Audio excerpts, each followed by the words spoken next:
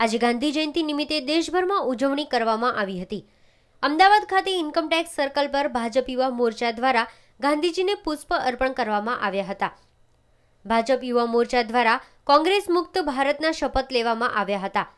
આ સાથે એનસીસીના કેડેટ દ્વારા પણ એક રેલી યોજી સ્વચ્છતા વિશે ગાંધી જયંતિની ઉજવણી કરી હતી।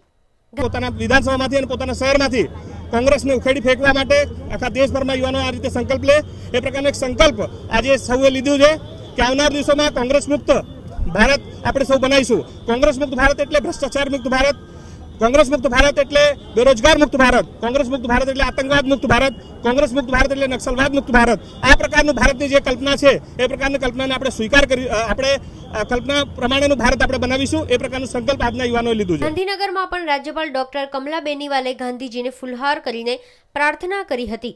આ સાથે ગાંધી આશ્રમ ખાતે પણ મોટી સંખ્યામાં લોકો અને વિદ્યાર્થીઓ ઉમટી પડ્યા હતા। અલગ અલગ સ્કૂલોના વિદ્યાર્થીઓએ ગાંધીજી વિશે જાણ્યું હતું। દેશભરમાંથી આવેલા લોકોએ ગાંધી આશ્રમની મુલાકાત લઈને ગાંધીજીના સાદગીભર્યા જીવનના ઉદ્દેશને પોતાના જીવનમાં સમજવા અને ઉતારવાના પોતાના વિચારો રજૂ કર્યા હતા।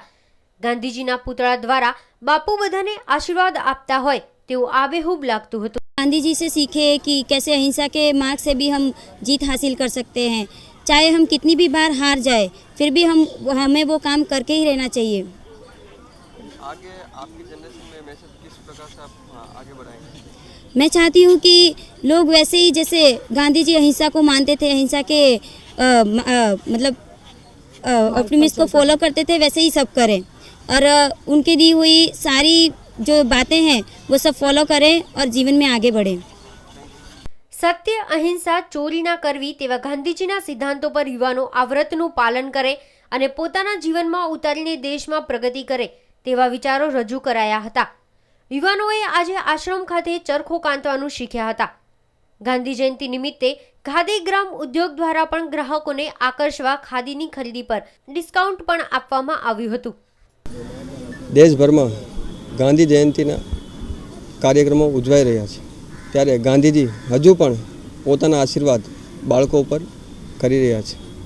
કેમેરામેન મુકેશ ચૌહાણ સાથે મીર દુધરેજિયા, ન્યૂઝ ઓનલાઈન, અમદાવાદ।